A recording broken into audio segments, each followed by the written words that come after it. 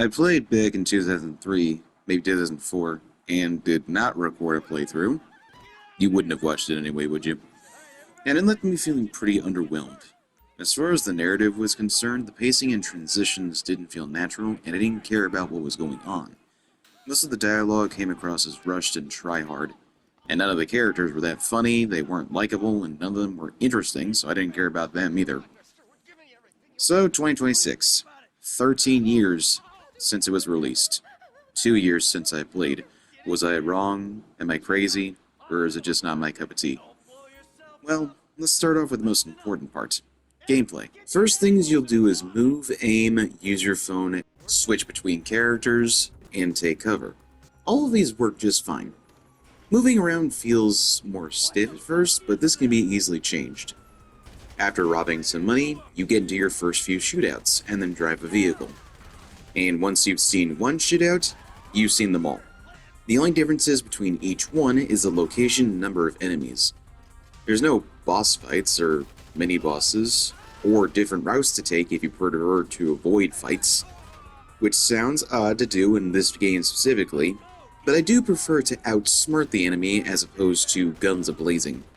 So combat just comes across as generic. The real fun comes from punching NPCs and stealing their cash or vehicle, as deplorable as that sounds. It's okay, everybody here sucks.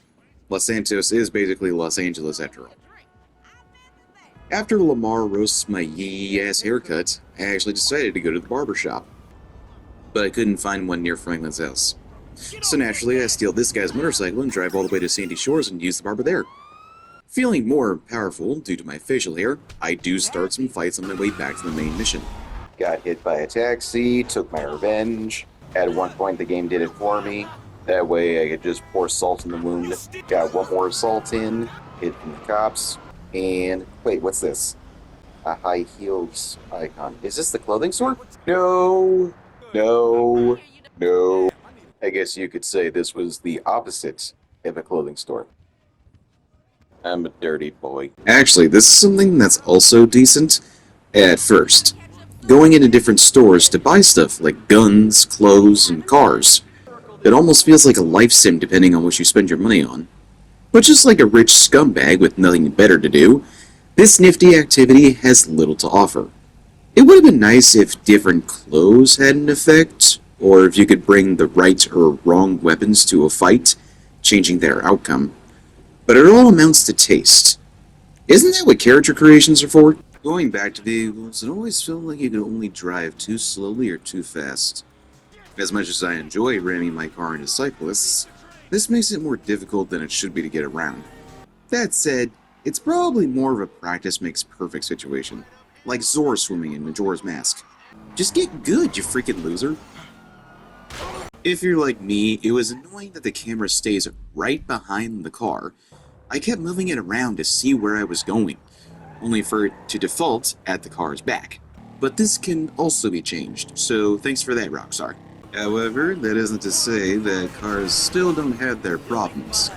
Like in this mission, you need to catch up to that cargo truck as Franklin gets on the hood. And then what? I swear to you, the game never tells me. I tried 3 more times to get close to the cargo truck and nothing happened. So instead I just said, fuck it, let's skip this part, because they thankfully gave me that option. For the entire game, it was telling me exactly how to play and which buttons to press. Except for this one moment. Oh, Franklin automatically jumps onto it if you're close enough. Okay, well, you see, here's the thing. Game, okay? That's what I was trying to do the whole fucking time. I ran after this fucking cargo truck the whole time. I was at the side, I was at the back, I was at the left side, I got in front of it, and not once did Franklin automatically jump onto it. The last 4 times I actually tried to do this on my own. So you can probably see why I started thinking to myself that it just wasn't working. Um, Basically what I'm trying to say is, this is your fucking fault. Also, check this out. It's time to rescue Jimmy, and Michael drives over the designated area where Jimmy is supposed to fall in the car. Remember when I said driving around isn't that bad as long as you get the hang of it? Yeah, I lied. This fucking sucks. What the hell am I doing this for? I thought this was a game about being a criminal, and here I am towing a car. I assume it's optional, so there's that. But in doing it, made me realize that the bigger the vehicle, the harder it is to do it. The smaller the vehicle, the easier it's gonna be to get rammed into and start flying around the place. The bigger it is, the harder it's gonna be to fucking move around. At one point, a side quest also appears with this guy. It tells me, hey, you can go and join a race if you want, and you can get a silver medal for it. And nope, this sucks. It takes place in a narrow neighborhood, so the speed works against you. I never thought the story was that special. TLDR, Michael, Trevor, and Brad make a big score, but Michael and Brad get shot and Trevor is told to escape. Brad is probably dead, but Michael is fine. He ends up rich, but miserable with a sucky family, so he has a therapist. Franklin and Lamar work at a car dealership, but have more interest in crime, so they get in trouble. Because according to Frank, nothing changes. But their boss Simeon sends them on a hunt for a bike. It doesn't go well.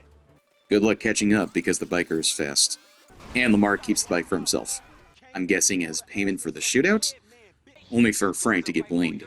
Then Frank meets Michael when he's ordered to steal Michael's son's car, and Michael gets revenge by ordering Frank to smash into the building, and he beats up Simeon. Frank finds Michael again and asks about being mentored, seeing as how the latter seems to know a thing or two about crime.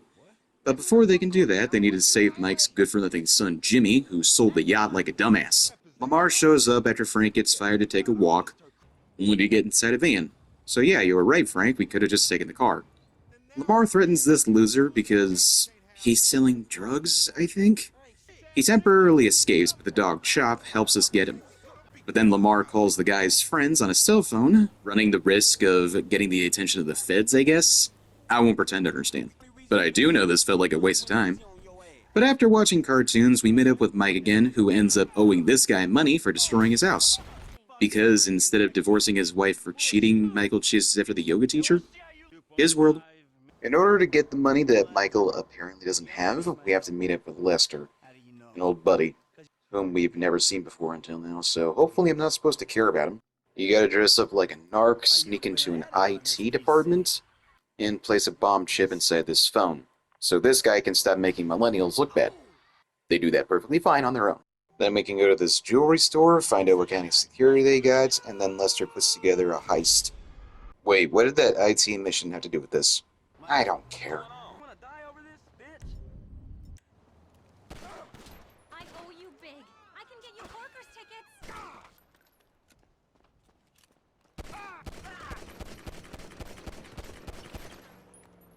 Michael recruits Franklin as well, but before we can get started, Michael's cheating wife Amanda calls and she's in trouble with the cops. You can tell her to fuck off, and honestly, why wouldn't you? But I decided to be the good guy and help her out. Michael's family is already shattered, which becomes even more apparent when he goes off on Jimmy and forces him to hang out. They do share an interesting conversation about morality, but then Jimmy snitches on his sister Tracy for hanging out with adult content creators? Porn stars, fuck you. So we also gotta save our daughter because I guess Michael finally cares about their well-being after fucking them up for the past 18 years. After a few retries, just a few, I finally kill both pursuers and take Tracy back to shore. But she's not very thankful about it, big surprise. So I fuck off and do whatever. You can't fix what's already broken, Michael. I say, screw your family. If they want to end up in the dumpster because they made awful decisions, that's their problem. Let's go steal a bunch more money and blow coke up the HR lady's asshole. What do you say?